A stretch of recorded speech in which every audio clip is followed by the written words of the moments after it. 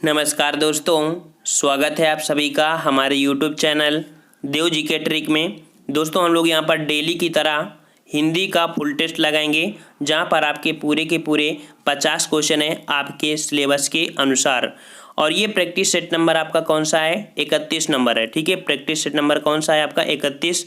अभी आपको हमारे चैनल पे लगाने को मिलेंगे, आपके पास हैं 19 प्रैक्टिस सेट। जब तक हम प्रैक्टिस सेट कराएंगे, जब तक आपके नंबर 45 प्लस नहीं आ जाते हैं 50 में। अगर किसी भी बच्चे को किसी भी पॉइंट पर अगर प्रॉब्लम होती है, किसी भी टॉपिक पर प्रॉब्लम होती है, तो वो कमेंट कर सकता है, उसका टॉपिक हम बना के डाल सकते हैं। ठीक है, तो आप कमेंट कर सकते हैं, क्योंकि हमारा टारगेट है कि जितने भी हम लोगों से जुड़े हैं हमारे चैनल से, उनका टारगेट 45 प्लस ही होना चाहिए, इससे कम नहीं होना चाहिए। तो आइए यहाँ पर स्टार्ट करते हैं। अगर आप चैनल पर नए हैं तो चैनल को सब्सक्राइब कर लीजिए। काफ़ी अच्छे कंटेंट आपको हमारे चैनल पर देखने को मिलेंगे, काफ़ी बेहतरीन होंगे, तो आपके लिए फ़ायदा ही होगा। तो चलते हैं यहाँ पर स्टार्ट करते हैं। और आपका क्वेश्चन नंबर 1 से लेके 5 तक है। आपके यहाँ पर काव्यांश या कभी कभी गद्यांश होता है। तो हमने बता दिया है कि इसको सॉल्व करने के लिए आपका एक ही साधन है कि सबसे पहले वहाँ पर क्या पढ़ना है, आपको क्वेश्चन पढ़ना है। क्वेश्चन आप पांचों क्वेश्चन को सरसरी निगाह से पढ़िए, और पढ़ने के बाद फिर आप यहाँ पर इसको पढ़िए। जब इसे पढ़ेंगे तो आपको ऑटोमेटिक जो क्वेश्चन आपके दिमाग में घूम रहे थे आपको दिखाई पड़ जाएंगे, और आप आसानी से सॉल्व कर लेंगे। इसका मतलब है मेरे हिसाब से कि आज आप लोगों को 5 नंबर 100% आपके क्लियर ही होते हैं। अगर नहीं भी होते हैं तो अब आपके क्लियर हो जाएंगे। तो चलते हैं हम लोग यहाँ पर 6 नंबर से स्टार्ट करते हैं, जो कि हमारा टारगेट है ग्रामर पोर्शन को कंप्लीट करना। ठीक है, तो चलते हैं यहाँ पर। क्वेश्चन नंबर आपका 6 कह रहा है, जंगल में लगने वाली आग क्या कहलाती है? जंगल में लगने वाली आग क्या कहलाती है? काफ़ी बार आपको देखने को क्वेश्चन आपको मिला है। आपका जवाब हो जाएगा 6 का यहाँ पर सी नंबर, अर्थात उसे बोलते हैं दावानल। ठीक है, क्या बोलते हैं? दावानल। वहीं पर अगर बात करें कि पेट की आग पर लगती है तो जठरा नल, मतलब कि आपका जो ए नंबर है ये जठरा नल है। तो जठरा नल का मतलब होता है कि आपके पेट पर आग लगने की जठरा नल। वहीं पर समुद्र या पानी में आग लगती है उसे बोलते हैं बड़वा नल। ठीक है, क्या होता है कि पेट या मतलब पानी या समुद्र में आग लगने को क्या बोलते हैं? बड़वा नल। और अगर यहीं पर बात करें काम या वासना की आग, ठीक है, काम या वासना की जिसे आग लगती है उसे बोलते हैं यहाँ पर क्या? कामानल। ठीक है, क्या बोलते हैं? कामानल। यहाँ पर आपका चारों क्वेश्चन को हमने यहाँ पर डिस्क्राइब कर दिया है। अगर आपको वीडियो अच्छा लग रहा है तो प्लीज़ सपोर्ट करिए, हमारे भी वीडियो को लाइक भी कर दीजिए। ठीक है, तो चलते हैं यहाँ पर। क्वेश्चन आपका 7 कह रहा है, सही विकल्प बताइए, अर्थात यहाँ पर खाली स्थान भरना है आपको। तो देखिए कह रहा है, ज्ञान की किसी विशेष विधा अर्थात कार्य क्षेत्र में प्रयोग किए जाने वाले शब्दों को क्या कहते हैं? तो ऐसे शब्दों को बोलते हैं पारिभाषिक शब्दावली। क्या बोलते हैं? पारिभाषिक शब्दावली। अर्थात ज्ञान की किसी विशेष विधा में प्रयोग किए जाने वाले शब्दों को बोलते हैं पारिभाषिक शब्दावली। बी नंबर आपका सही जवाब हो जाएगा। नेक्स्ट कह रहा है, भाववाच्य में क्रिया क्या होती है? तो भाववाच्य में क्रिया होती है तो कौन सी क्रिया होती है? तो हमेशा भाववाच्य में क्रिया होती है आपकी एक वचन रट लेना है। भाववाच्य जो होता है, मान लो कि हमसे पढ़ा नहीं जाता, मतलब कि हो जाएगा आपका एक वचन। तो भाववाच्य में जो क्रिया होती है हमेशा एक वचन ही प्रयोग किया जाता है। ठीक है, हर एक नए नए पॉइंट हर एक प्रैक्टिस सेट में देखने को आपको मिलेंगे। अगर आप 50 प्रैक्टिस सेट लगाते हैं तो ये समझिए कि हिंदी में आपको बेहतरीन से बेहतरीन आपको क्वेश्चन देखने को मिल जाएंगे। अगला कह रहा है, चुनौती शब्द में कौन सा प्रत्यय है? तो चुनौती शब्द में प्रत्यय, और प्रत्यय क्या होता है? जो आपके शब्द के आपके लास्ट में लगा होता है। तो प्रत्यय यहाँ पर आपका कौन लगा है? चुनौती, औती। चुनौती बोलने से ही लगता है चुनौती, चुनौती मतलब औती। आपका डी सही जवाब हो जाएगा। नेक्स्ट कह रहा है, किस शब्द में अल उपसर्ग का प्रयोग हुआ है? अल मतलब उपसर्ग क्या होता है? किसी शब्द के पहले लगकर उसका अर्थ बदल देना। और यहाँ पर जो अल है ये आपका विदेशी शब्द है। कैसा है? ये विदेशी शब्द आपका है, अर्थात ये विदेशी उपसर्ग है। तो यहाँ पर आपका जो लगेगा तो अल लिखेगा अलमस्त। क्या हो जाएगा? अलमस्त। मतलब कि जवाब आपका यहाँ पर हो जाए ए नंबर। ठीक है, अलमस्त उपसर्ग इसमें लगा हुआ है। नेक्स्ट कह रहा है आपसे, चेहरे की हवाइयाँ उड़ना, चेहरे की हवाइयाँ उड़ना मुहावरे का सही अर्थ बताइए। तो चेहरे की हवाइयाँ उड़ना मतलब होता है कि यहाँ पर बी नंबर कह रहा है घबरा जाना। घबरा जाना, मान लो आप कोई गलत काम कर रहे हैं, अचानक आपके कोई गार्जियन या कोई आ जाए तो आप समय क्या होता है घबरा जाना, मतलब कि आपके चेहरे में हवा बिल्कुल उड़ना। समझ गए होंगे ना, ऐसे क्वेश्चन इनको पुटअप करते थे हम लोग यहाँ पर जब 9th 10th या 11th में होते थे, तब आपको यहाँ पर पुटअप करने के लिए होता था ताकि आपको नंबर अच्छे मिलते थे। 12 नंबर कह रहा है सदैव में प्रयुक्त संधि कौन सी होगी। सदैव, तो सबसे पहचान क्या होती है, इसमें अय की मात्रा है और अय की मात्रा कहाँ पर लगी होती है, तो आपकी वृद्धि संधि होती है, मतलब कि सदा धन एव। ठीक है, कैसे, सदा धन एव। और यहाँ पर जब बड़ा आ और ए मिलता है तब आपका क्या बनता है, यहाँ पर तब आपका बनता है वहाँ पर अय, और अय मतलब हो जाएगा यहाँ पर सदैव, अर्थात सी सही जवाब हो जाएगा वृद्धि संधि। ठीक है, वृद्धि संधि। नेक्स्ट कह रहा है यह काम मैं आप कर लूँगा। पंक्ति में आप शब्द दिया है, मैं मतलब यह काम मैं आप कर लूँगा। इस पंक्ति में जो आप है तो आप शब्द किसके लिए दिया गया है, तो जो आप शब्द लिया गया है ये किसके लिया है, तो ये हो जाएगा आपका मतलब बी नंबर निजवाचक। जो ये आप प्रयोग किया है ना, तो कह रहा है मैं अपना कार्य, मतलब इसे शुद्ध लिखना चाहिए, मैं अपना कार्य खुद कर लूँगा। तो अपना कार्य मतलब स्वयं के लिए बात किया है, मतलब निजवाचक सर्वनाम का प्रयोग हुआ है यहाँ पर। समझ गए होंगे ना, निजवाचक सर्वनाम। नेक्स्ट क्वेश्चन आपसे कह रहा है छंद के अंगों के आधार पर गण किसे कहते हैं।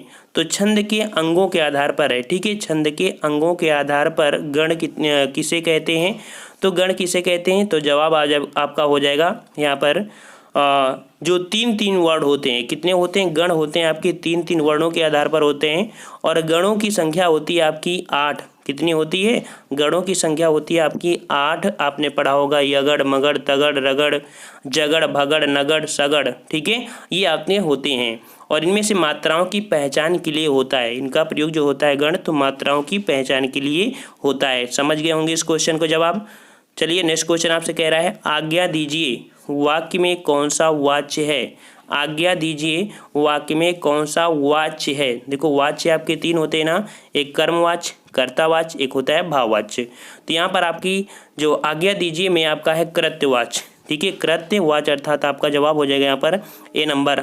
आज्ञा दीजिए तो किसकी बात कर रहे हैं ना, कर्ता से ही बात कर रहे हैं ना, तो आज्ञा दीजिए मतलब कि फोकस किस में हो रही है, आज्ञा में, और आज्ञा आपका कर्ता है, तो आपका हो जाएगा यहाँ पर कृत्यवाच्य हो जाएगा। ठीक है ना। नेक्स्ट क्वेश्चन आपसे कह रहा है अध्यायवासी का अंग्रेजी पर्याय बताइए।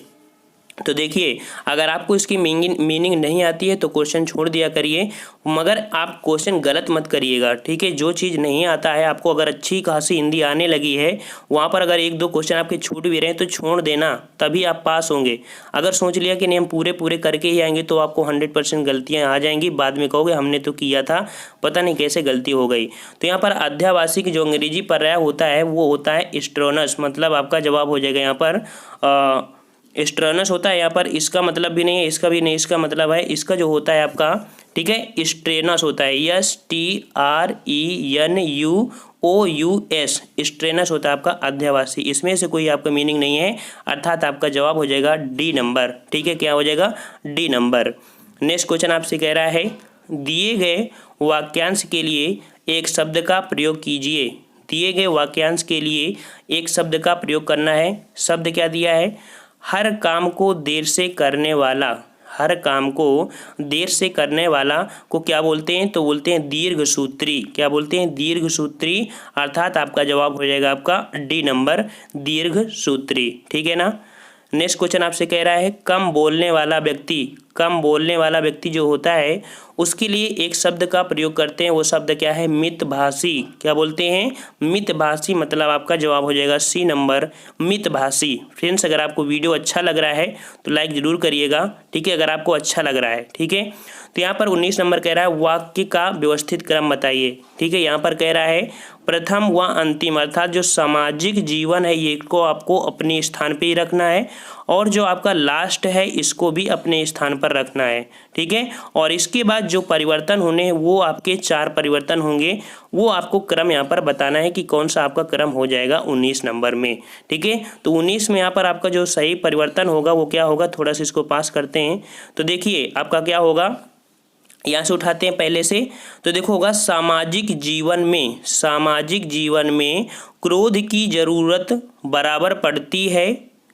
यदि क्रोध ना हो तो मनुष्य दूसरों के द्वारा पहुँचाए जाने वाले बहुत से कष्टों की चिर निवृत्ति का उपाय ही न कर सके। मतलब कि आपका जो क्रम दिया है, ठीक है, क्रम दिया है तो आपका डी नंबर है। डी नंबर में क्या कह रहा है कि आपका पहला तो आपका रहेगा ही सही, लेकिन ये 4 जो अल्टरनेट है तो वो आपका हो जाएगा या, ला, रा, वा, ये आपका क्रम हो जाएगा। स्क्रीनशॉट ले लीजिए, बना लीजिए। लगभग 50 प्रैक्टिस सेट अगर कर लेते हैं तो बहुत ही स्पीड में आप इस क्वेश्चन को करने लगेंगे। नेक्स्ट क्वेश्चन आपसे कह रहा है, जहाँ ना पहुँचे रवि वहाँ पहुँचे कवि। लोकोक्ति का क्या अर्थ है? जहाँ ना पहुँचे रवि वहाँ पहुँचे कवि, लोकोक्ति का क्या अर्थ है?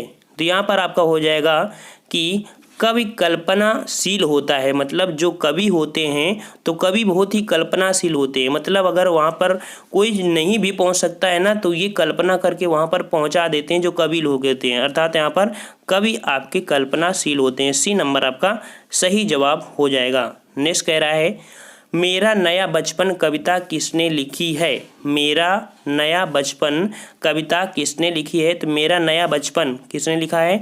तो 21 का सही जवाब हो जाएगा सुभद्रा कुमारी चौहान। सुभद्रा कुमारी चौहान अर्थात बी नंबर हो जाएगा। ये अगर देखा जाए तो देशभक्ति के प्रेम में बहुत ही अच्छे नाटक, उपन्यास वगैरह लेके आते हैं, कविताएं भी लिखते हैं। ठीक है, सुभद्रा कुमारी चौहान। नेक्स्ट कह रहा है, निम्न में से चांदनी का पर्यायवाची नहीं है। तो चांदनी का पर्यायवाची नहीं है, ये भाई कौन सा नहीं है? तो आपका जवाब हो जाएगा यहाँ पर चांदनी का पर्यायवाची चंद्र नहीं है। ठीक है, चंद्र नहीं अर्थात चंद्रमा अर्थात चंद्र नहीं है यहाँ पर। ठीक है, चंद्रिका, चंद्रप्रभा, कौमुदी, ये चांदनी का आपकी पर्यायवाची है। 23 नंबर कह रहा है, आज पानी बहुत गिरा वाक्य है। वाक्य आपको कैसा दिख रहा है भाई? तो आपको बिल्कुल सरल वाक्य है। ठीक है, कैसा वाक्य है? सरल वाक्य है। अर्थात यहाँ पर आपका जवाब हो जाएगा यहाँ पर ए नंबर। ठीक है, अगर यहीं पर कोई वर्ड जोड़ देते अथवा, चूंकि, किंतु, तो आपका यहाँ पर दूसरा वाक्य हो जाता है। क्योंकि वाक्य आपके मुख्यतः 3 प्रकार के होते हैं ना, सरल वाक्य, संयुक्त वाक्य, मिश्र वाक्य। तो ये आपका बिल्कुल है सिंपल, आज पानी बहुत गिरा। एक आपका यहाँ पर कह सकते हैं कि आपका एक ही कर्ता होता है और एक ही पर फोकस भी करना होता है। ठीक है, इस कारण आपका जवाब हो जाएगा सरल वाक्य। नेक्स्ट 24 नंबर कह रहा है, अनुनासिक व्यंजन कौन से होते हैं? अनुनासिक व्यंजन कौन से होते हैं? तो भाई अनुनासिक जो व्यंजन होते हैं वो आपके पंचम वर्ण होते हैं, अर्थात पंचमा अक्षर अनुनासिक व्यंजन होते हैं। यहाँ पर आपका डी नंबर आपका है। पंचमा अक्षर क्या होते हैं? तो आपका जैसे होता है पहले वाले में का होता है आपका अंगा, फिर आपका होता है इया, फिर होता है आड़ा, फिर होता है आपका ना, फिर होता है माँ। ये आपके होते हैं पंचमा अक्षर होते हैं।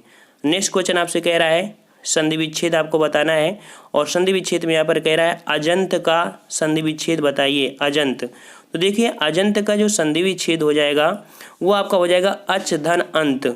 अच धन अंत मतलब कि आपका अजंत का हो जाएगा अच धन अंत। इसका सही जवाब बी नंबर हो जाएगा, अर्थात अच धन अंत। यहाँ पर आपको एक चीज देखने को मिली, क्या मिली? कि चा वर्ग के बाद कोई स्वर अथवा व्यंजन आने पर चा वर्ग अपने वर्ग के तीसरे वर्ड में बदल जाता है। जैसे यहाँ पर दिया है कि चा और चा का अगर जब जोड़ेंगे तो चा आपका किस में परिवर्तन हो जाएगा? जा में। अर्थात ये रूल आपका होता है व्यंजन संधि में कि चा जो परिवर्तन होता है अपने ही वर्ग के तीसरे अर्थात जा में परिवर्तन हो जाएगा। नेक्स्ट क्वेश्चन आपसे कह रहा है, छा ध्वनि का उच्चारण स्थान है। छा ध्वनि का उच्चारण स्थान है। तो छा ध्वनि का जो उच्चारण होता है ये कहाँ से निकलता था? जो छा होता है कहाँ से निकलता है? तो इसका आपका जवाब हो जाएगा 26 का। यहाँ पर आपका तालव्य व्यंजन कौन सा है? तालव्य अर्थात सी सही जवाब हो जाएगा। अब तालव्य व्यंजन क्या होते हैं? तो ये भी बात आती है कि जब जीभ आपकी क्या होती है? तालु को स्पर्श करती है। जो आपकी जीभ होती है अगर तालु को स्पर्श करती है तो आपका हो जाएगा यहाँ पर जो तालव्य। अगर आप बोल के देखिए चा, छा, जा, झा, तो आपकी जीभ आपको बार बार तालु में स्पर्श कर रही है ना। ठीक है, नेक्स्ट क्वेश्चन आपसे कह रहे हैं 27 नंबर, देवर को स्त्रीवाचक बनाने के लिए आप किस प्रत्यय का प्रयोग करेंगे? देवर को स्त्रीवाचक बनाने के लिए आप किस प्रत्यय मतलब आपको आगे लगाना पीछे लगाना है। तो यहाँ पर 27 का जवाब हो जाएगा क्या? देवर का देवरानी। देवरानी मतलब कि आपका जवाब बी नंबर हो जाएगा आनी। ठीक है, देव रानी आपका जवाब हो जाएगा। 28 नंबर कह रहा है निम्नलिखित में से कौन सा शब्द प्रत्यय युक्त है? कौन सा शब्द प्रत्यय युक्त है अर्थात इसमें से प्रत्यय आपका लगा हुआ है। तो कौन सा लगा है? आपको बिल्कुल दिख रहा होगा, बाजी धनगर। बाजी धनगर अर्थात आपका यहाँ से ये टूटेगा और ये आपका प्रत्यय है गर। ठीक है ना, समझ गए होंगे ना। तो बाजीगर में आपका गर प्रत्यय लगा हुआ है। चलिए नेक्स्ट क्वेश्चन आपसे कह रहा है 29 नंबर कि निम्नलिखित में से शुभेच्छु शब्द के समानार्थी शब्द का चयन कीजिए। शुभेच्छु शब्द का समानार्थी का चयन करना है। तो भाई 29 का जवाब आपका क्या हो जाएगा? यहाँ पर हो जाएगा शुभेच्छु का समानार्थी होता है आपका शुभाकांक्षी। शुभाकांक्षी मतलब आपका जवाब हो जाएगा सी नंबर शुभाकांक्षी। फ्रेंड्स, अगर आपने अभी हमारे चैनल को सब्सक्राइब नहीं किया है, सब्सक्राइब कर लीजिए। आपको यहाँ पर डेली आपको हिंदी के टेस्ट कराए जाते हैं जो कि आपके पूरे 50 क्वेश्चनों के टेस्ट होते हैं और प्रॉपर आपको यहाँ पर मंडी परिषद की भी तैयारी कराई जा रही है और आपके लोअर पीसीएस की भी तैयारी कराई जा रही है। तो अगर आप करना चाहते हैं तैयारी तो कर सकते हैं और आपको जो वीडियो अच्छा लगे तो वीडियो को लाइक भी कर दिया करिए। तो यहाँ पर कह रहा है भारतीय शब्द में प्रयुक्त प्रत्यय बताइए। भारतीय शब्द में प्रयुक्त प्रत्यय, तो भारतीय में प्रत्यय पूछ रहा है, प्रत्यय मतलब लास्ट का पूछ रहा है ना, और इसमें हो जाएगा भारतीय। ई मतलब आपका जवाब सी नंबर होगा ई। तो भारतीय मतलब आपका जवाब हो जाएगा सी नंबर। नेक्स्ट कह रहा है नमक मिर्च में समास बताइए। नमक मिर्च, तो देखो नमक मिर्च में एक आपका एक चिन्ह लगा हुआ है, योजक चिन्ह। ठीक है, नमक मिर्च में योजक चिन्ह है अर्थात यहाँ पर आपका द्वंद्व समास हो जाएगा। कौन सा है? द्वंद्व समास। कर्मधारय समास में क्या होता है? हमेशा एक पद की तुलना होती है अर्थात विशेष विशेषण होता है। अव्ययी भाव समास में एक अव्यय होता है जिसे उपसर्ग के नाम से जानते हैं और बहुब्रीहि समास में कोई भी पद प्रधान नहीं होता लेकिन तीसरा पद जो बनता है वही आपका प्रधान होता है। नेक्स्ट कह रहा है तालव्य वर्णों की संख्या है। तालव्य वर्णों की संख्या है, तो भाई तालव्य वर्णों की संख्या कितनी हो जाएगी? आपका जवाब यहाँ पर 32 का हो जाएगा। कितना? तो हो जाएगा 7। ठीक है, कितनी? 7। कौन कौन होते हैं तालव्य? तो तालव्य के अंतर्गत आपको अभी हमने बताया था तालु व्यंजन या तालव्य। पहले आपका होता है चा, छा, जा, झा, या, लेकिन साथ में आपका होता है ये वाला सा भी होता है और आपका या भी होता है। तो याद रख लेना है कौन कौन होते हैं आपके। आपका होता है चा, छा, जा, झा, या, सा, या, मतलब जीभ आपके तालु की स्पर्श करती है। तो कितने हो गए? 7 हो गए। ठीक है ना, याद रहेगा ना। चलिए नेक्स्ट कह रहा है राम लखन सीता सहित हृदय बसहु सुर भूप। उपयुक्त पंक्तियों में छंद का चयन करना है। ठीक है, छंद का चयन करना है। तो यहाँ पर देखिए आपका कौन सा छंद हो जाएगा। तो यहाँ पर देखो आप मात्रा लगाइए, आपको ऑटोमेटिक समझ में आ जाएगा। और राम में आपको राम है मतलब यह डबल हो जाएगा, या आपका सिंगल हो जाएगा। Single single single, double double, और इसके बाद सिंगल है सिंगल है सिंगल है। गिन के देख लीजिए, लिखा है कितने आपकी मात्राएं हो गई? 1 2 3 4 5 6 7 8 9 10 11 12 13। इसका मतलब ये कितने हो गई हैं? 13 हो गई। और यहाँ हो गई 1 2 3 4 5 6 7 8 9। हाँ, यहाँ पर आपको देखिए यहाँ पर और 2 और हैं।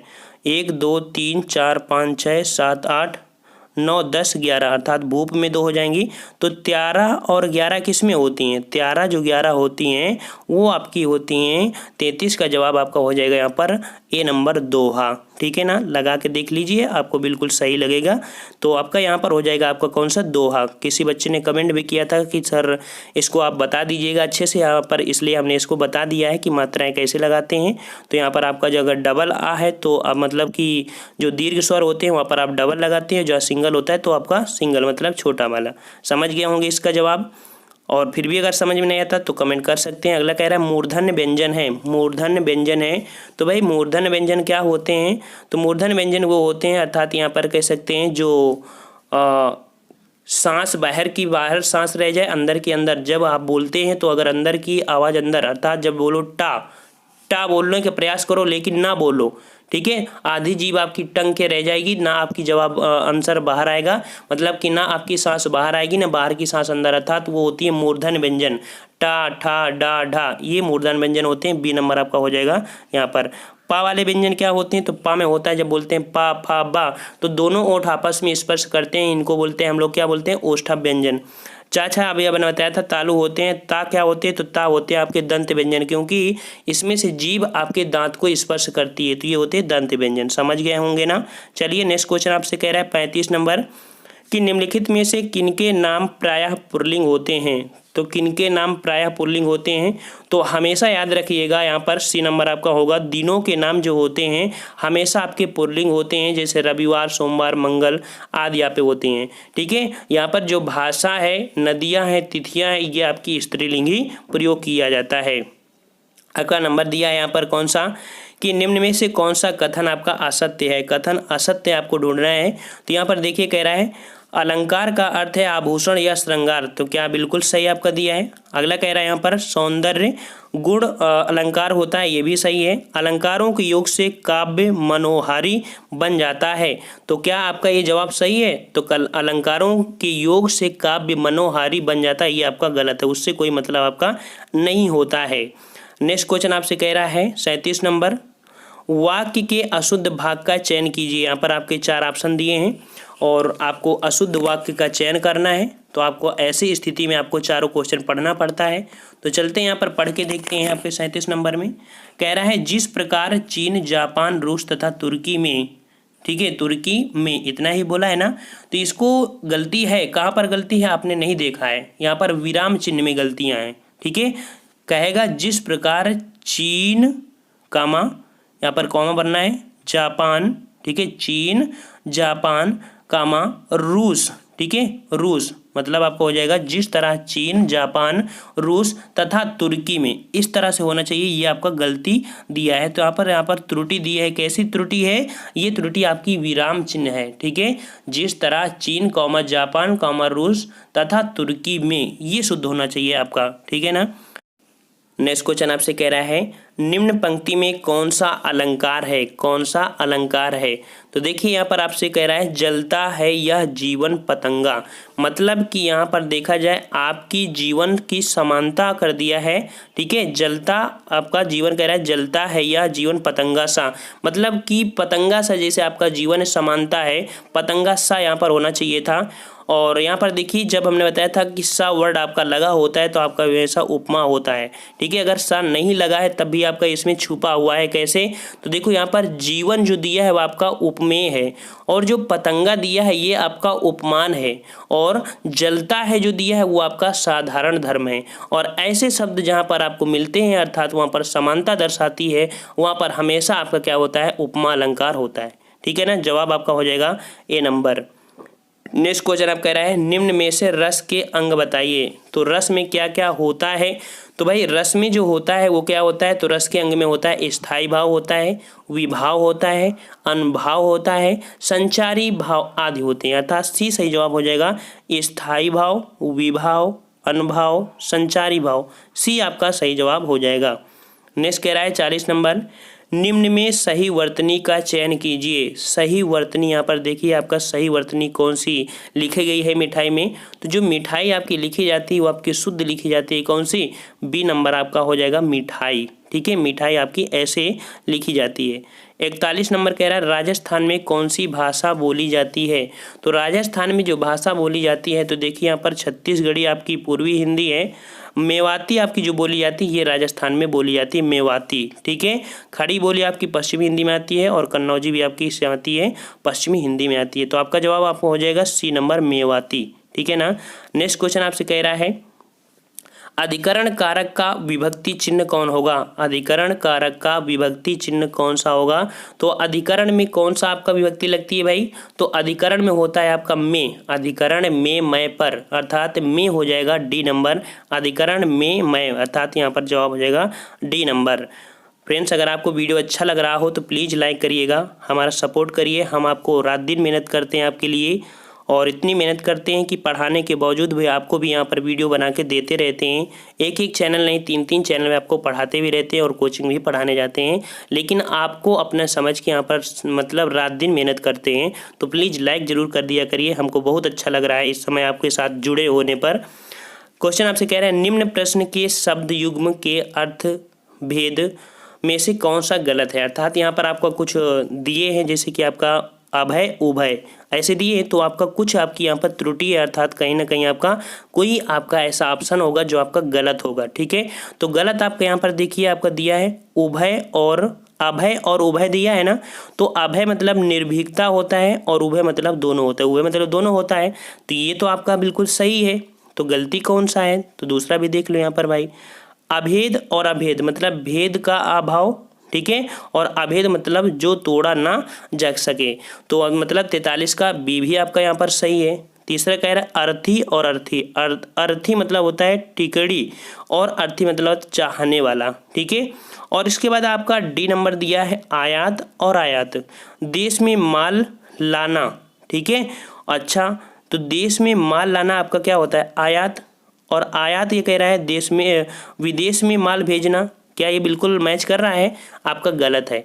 मतलब यहाँ पर आयात और आयात में गलती क्या होती है, तो देश में माल लाना, ठीक है, विदेशी माल भेजना, ये युग्म होना चाहिए था कि देश में माल आना और विदेश माल भेजना, ये आपका होता है आयात निर्यात, लेकिन ये आपका गलत है। समझ गए होंगे, बिल्कुल सा आपका दिख गया होगा। 44 नंबर आपसे कह रहा है वहाँ भयंकर दुर्घटना हुई, रेखांकित पद है। तो यहाँ पर जो भयंकर शब्द दिया है इसमें क्या है आपका, तो यहाँ पर भयंकर में आपका जो जवाब हो जाएगा यहाँ पर ए नंबर विशेषण। यहाँ पर विशेषण आपकी है, आपका भयंकर क्या है, आपका विशेषण है। ठीक है, भयंकर क्या है यहाँ पर विशेषण, 44 का जवाब हो जाएगा विशेषण।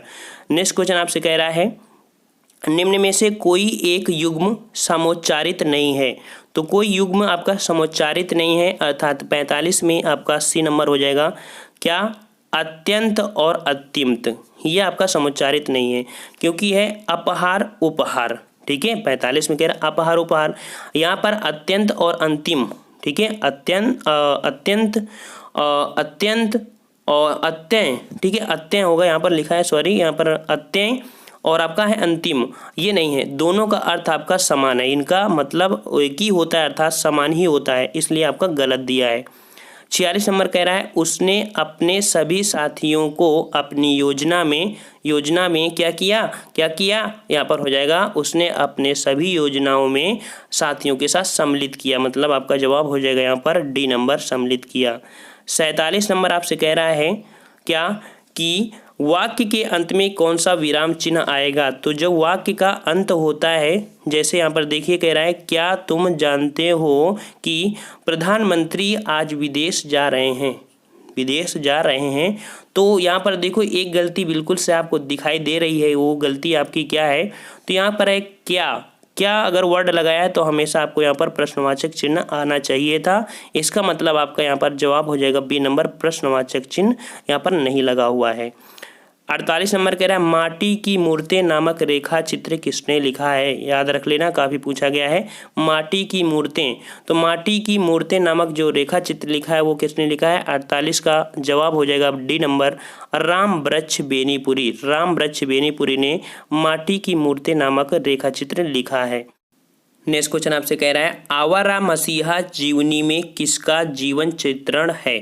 तो आवारा मसीहा जीवनी में जो जीवन चित्रण है वो आपके एक मसीहा हैं, एक कौन से बंगला साहित्य, ठीक है, बंगला साहित्यकार हैं, और बंगला साहित्यकार का नाम क्या है, शरत चंद्र चट्टोपाध्याय, अर्थात यहाँ पर आपका जवाब हो जाएगा बी नंबर। यहाँ पर एक पॉइंट याद रखना, क्या कह रहा है किसका जीवन चित्रण है, तो शरत चंद्र चट्टोपाध्याय का जीवन चित्रण है, लेकिन रचयिता इसके कौन है, रचयिता इसके हैं विष्णु प्रभाकर जी हैं। ठीक है, किसने रचा है इनके बारे में, तो विष्णु प्रभाकर जी ने यहाँ पर रचा है इनके बारे में। ठीक है, और आपका 50 नंबर है, 50 नंबर आपसे कह रहा है कि दिए गए वाक्यों में से त्रुटिपूर्ण भाग का चयन कीजिए, यदि त्रुटि ना हो तो डी विकल्प चुनिए। देखिए यहाँ पर कह रहा है कि सच्चा वीर वह है जो कभी युद्ध में पीठ नहीं दिखाता, युद्ध में पीठ नहीं दिखाता अर्थात युद्ध में होना चाहिए, यहाँ पर से नहीं होना चाहिए। यहाँ पर आपका बी आपका क्वेश्चन गलत हो जाएगा। क्या बनेगा? तो देख लिए, सच्चा वीर वह है जो कभी युद्ध में पीठ नहीं दिखाता है बल्कि शत्रु का डटकर सामना करता है। समझ गए ना? तो बी नंबर आपकी त्रुटि है। और आपके लिए कमेंट का क्वेश्चन जो कि आपको कल जो हमारा टेस्ट होगा वहाँ पर आपको बताना है, नीति निपुण। ठीक है, क्या क्वेश्चन आपका है? नीति डैश आपका दिया है निपुण, नीति निपुण में आपसे पूछा है कौन सा समास होगा। ठीक है, कौन सा समास होगा? जो हमारा प्रैक्टिस सेट नंबर आपका 32 होगा वो आपको अगले डे आपको देखने को मिलेगा। तो फ्रेंड्स, अगर आपने चैनल सब्सक्राइब नहीं किया है तो सब्सक्राइब कर लीजिए। अगर आपको वीडियो अच्छा लगा है तो तभी आप लाइक कर दीजिए ताकि हमको भी अच्छा लगे। तो मिलते हैं हम लोग एक नए वीडियो के साथ, तब तक के लिए धन्यवाद। जय हिंद, जय भारत।